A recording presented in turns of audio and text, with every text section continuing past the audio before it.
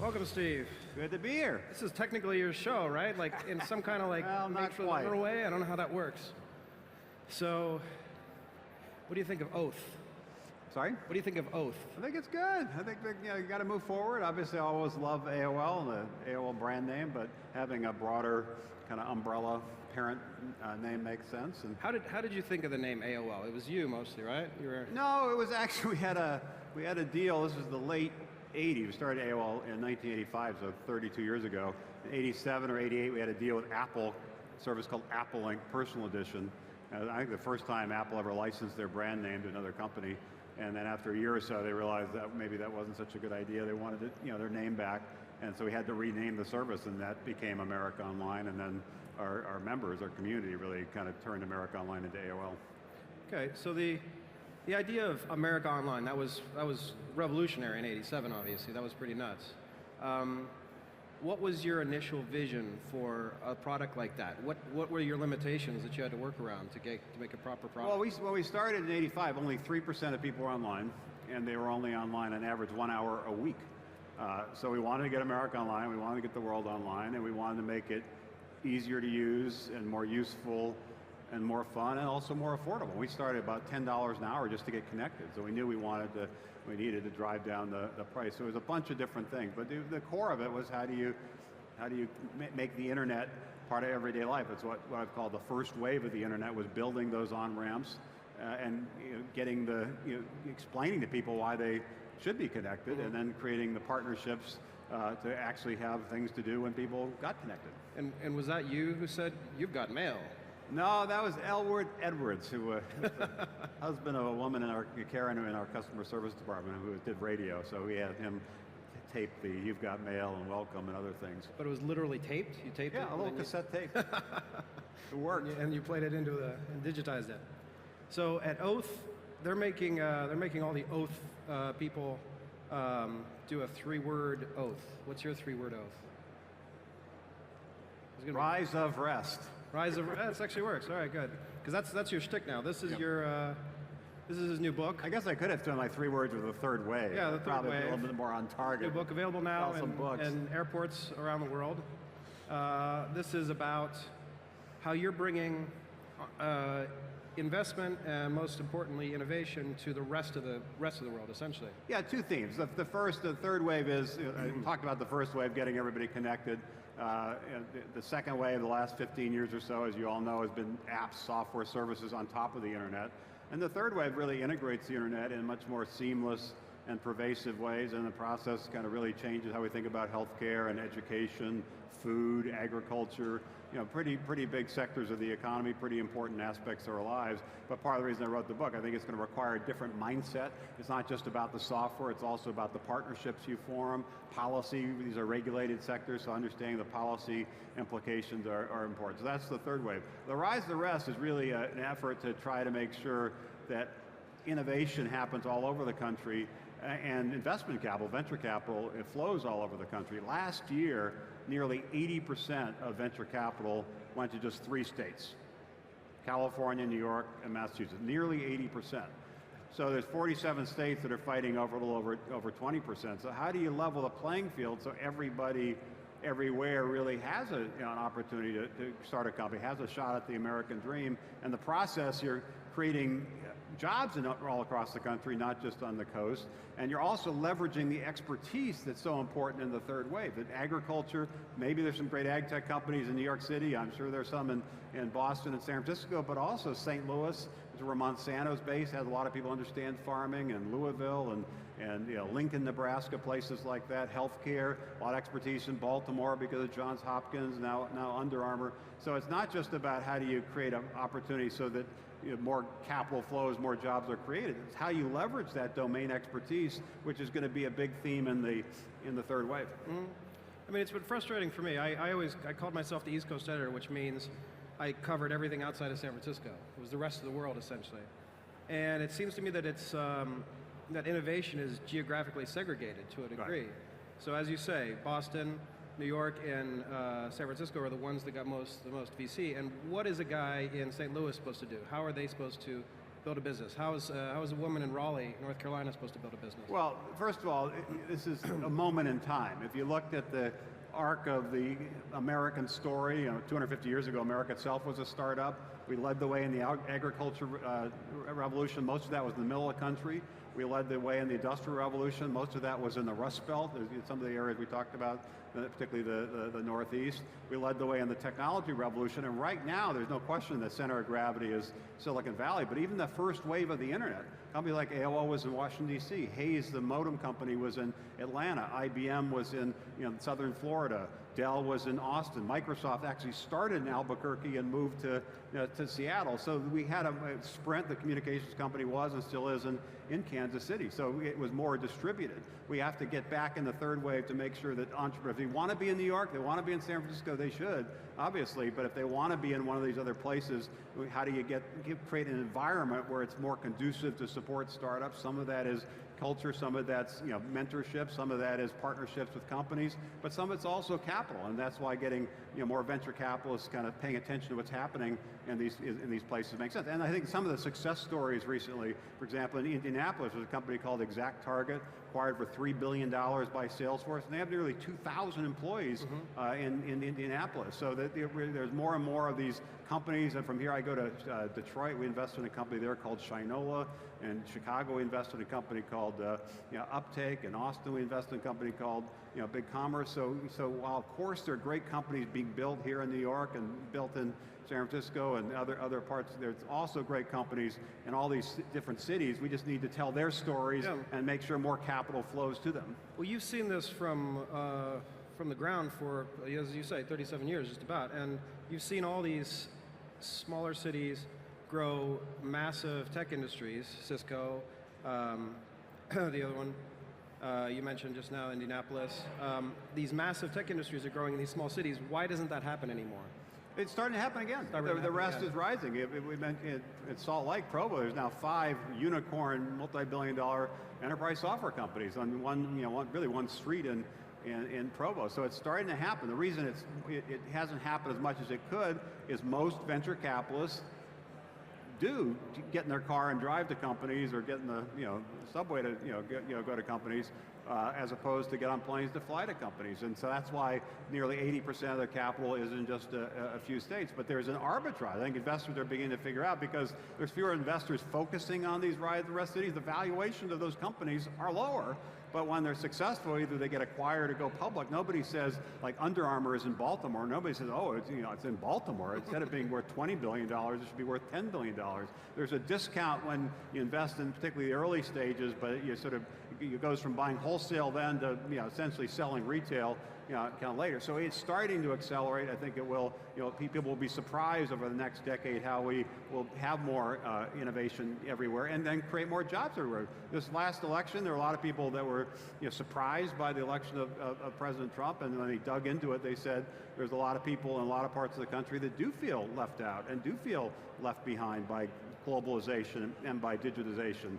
And the reason they feel that way is they have been left behind. If we're only backing the entrepreneurs in places like Silicon Valley that are basically, as part of what they're doing, disrupting sectors and destroying jobs in the middle of the country, we're not offsetting that, at least in part, by backing the entrepreneurs in those places that will create some of the jobs and some of the industries of the future. We're going to have a growing divide between kind of the coast and the rest of the country. We need to, as I said earlier, level that playing field and make sure everybody has that, who has an idea has the opportunity to take that idea and run with it. Okay, I want to go down that road in a minute, but one of the interesting things, I've talked to a lot of investors in the Valley, and they don't want to invest in a company that they can't bike to. So is it their loss that they're not going to go out to St. Louis? And what can an investor in St. Louis, what can an investor in Columbus do to make sure that they are investing properly in that city? What are some best practices? I think it is their loss, because there's some unbelievable companies that are being built in other parts. If they're only focused on places they can bike to or drive to, then they're missing out on many great entrepreneurs building many great iconic companies. Even we talked earlier about Pittsburgh, because you had some experience with Carnegie Mellon. A lot of Uber's driverless car operations not in Silicon Valley. It's in Pittsburgh because Carnegie Mellon has such expertise there, and we're seeing this develop in all these different cities. I visited now in the last 3 years 26 cities by bus, 6,000 miles, and it's remarkable what's happening there. But most people don't know what's happening there, and most investors aren't paying attention to what's happening there. But as they do, when they start making an investment there, and we've seen some of these second-tier cities like in Austin and Boulder and Seattle and other, Chicago rise up in the last decade. Once they make a investment there, they have a reason to go there for board meetings, other things. They realize, oh, there's other interesting companies there, and suddenly they start building a portfolio in these markets. So I think it will happen. The only question is how quickly it can happen, and which cities end up rising the fastest as part of this whole kind of third wave. Tell me some stories about when you did visit these. It was 26 cities, right? You visited, right. You came on the road and you left on the road, which is a nice way of entering a city and learning about it. Tell me some stories about the entrepreneurs that you met in some of these cities. Well, take Detroit. It was the first city we did on our first tour, first Rise Rest bus tour, and it's worth remembering, Detroit was 75 years ago sort of was Silicon Valley. At the time, it was the hottest innovation city in the country because the automobile was the hot technology of the day. 75 years ago, Silicon Valley was like fruit orchards. So these things kind of change a bit, but they lost their way.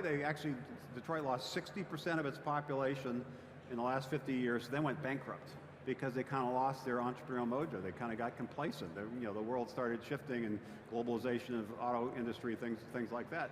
But particularly in the downtown area, Dan Gilbert, a very successful entrepreneur, has made a number of investments there, and there's a lot more momentum. And I mentioned the Shinola, which is a company that was basically started by Tom Kartsotis, a serial entrepreneur, to create jobs in Detroit for displaced auto workers. He said, instead of these people being unemployed, why don't I retrain them to build watches and over time other products? So that is an example of what we saw in Detroit. We saw in New Orleans a lot of education companies, ed tech companies, because after Katrina, New Orleans essentially restarted their whole school system. Pre-Katrina, 70% of the schools in New Orleans had failing grades. The schools had failing grades. So they said, let's create a new charter school network. They're much more open to trying things, much more open to innovation. They attracted hundreds of people from Teach for America and others to come to New Orleans, some of whom stayed, and many have started kind of ed tech software companies. I mentioned what's happening in places like St. Louis in terms of agriculture technology, ag tech. So it is beginning to happen. The stories are beginning to be told. Uptake, I mentioned we invested in recently, started less than 3 years ago.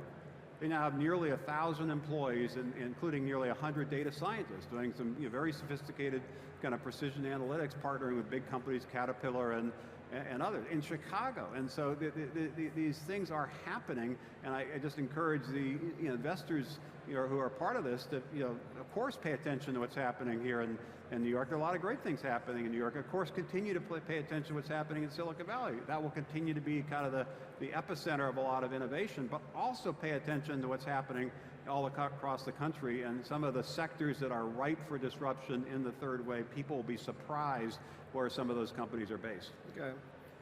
So getting back into politics a little bit, the vision, the apocalyptic vision of America is that the Rust Belt is essentially rust. Places like Youngstown, Morgantown, Toledo, Ohio, and then going into the West are all places that you don't want to go to, period. People don't want to move there, people don't want to live there.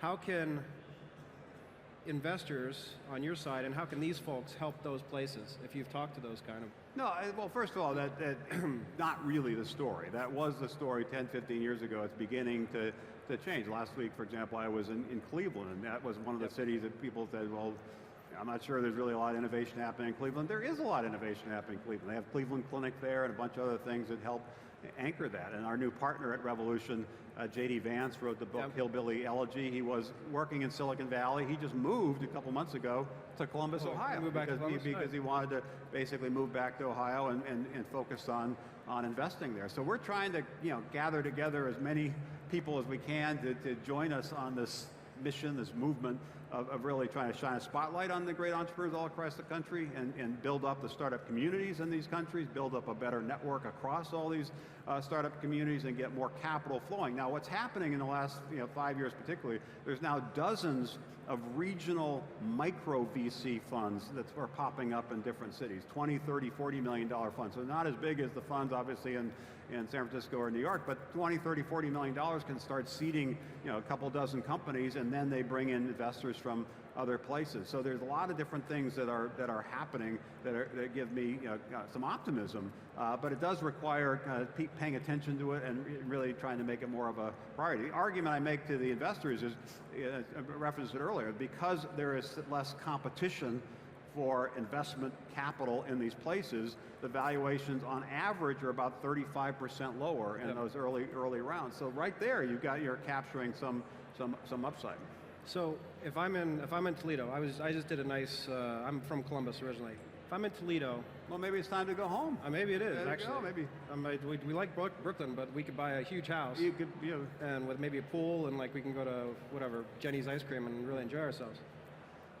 So say I'm in Toledo, how do I, and you could give us a step-by-step, how do I as a small entrepreneur get the attention of the rest of the world?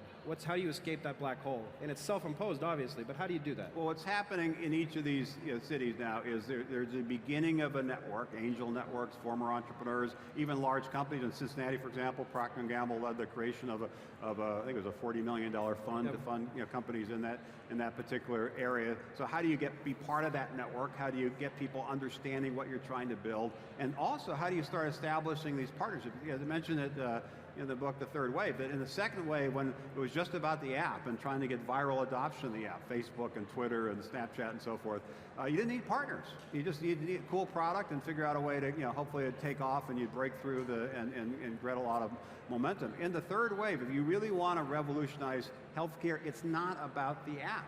It is about working with doctors and hospitals and health plans. If you really want to be an innovator in terms of food systems, you've got to work with some of the incumbents in those. And many of those companies, most Fortune 500 companies, are in these rise of the rest cities.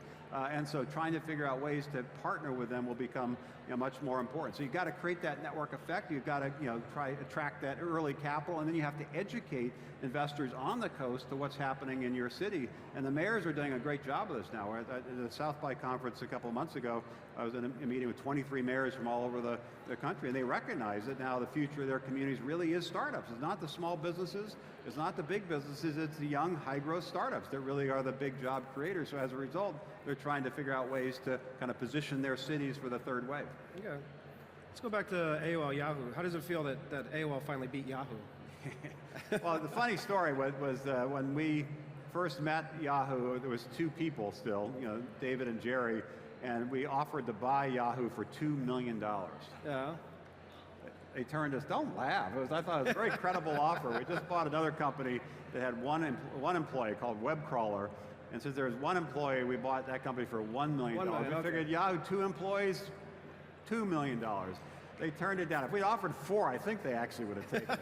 They turned it down at 2. No, it's obviously a great example of one of these first wave companies that really kind of led the way in bringing the internet, to the masses. And I think having them now kind of join back, since we failed to do that, whenever that was, must have been 20, 25 years ago maybe. It's good to see them under one roof. What should they watch out for when they do the merger?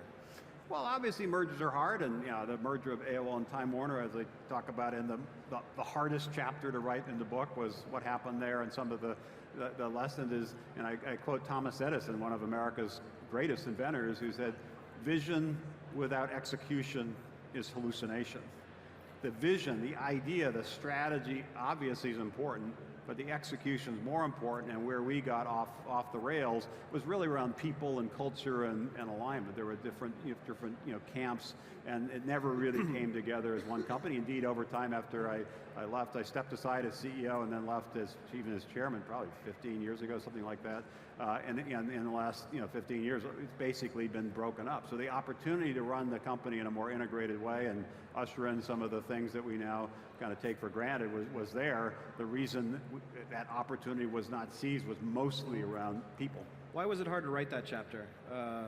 Was it? It's because it's frustrating. I like thinking about the future and leaning into the future, and I was more interested in talking about the third wave than kind of talking about the the first wave. But it also was personally frustrating. I mean, obviously, I believed in the idea of the merger and thought it could have a transformational impact. And the fact that it didn't work was disappointing and frustrating. So kind of reliving that was not the favorite part of writing the book. All right. Is there going to be Steve Case for Congress soon? No, I'm happy to continue to just be the champion of entrepreneurs, and I'll continue to hit the road. And hopefully, we'll see some of you on the road in some of these rise of the rest cities. And again, if you're doing interesting things in New York or San Francisco, power to you. But if you're from one of these places, maybe it's time to at least go back and look to invest. Maybe it's time to to move back. We're seeing a slowing of a brain drain in rise of the rest cities and the very beginnings of a boomerang of talent, which I think bodes well for the third wave, bodes well for a country that is more inclusive and more impactful. All right, super. Thank you very much, Thank Steve. you. Thank you all.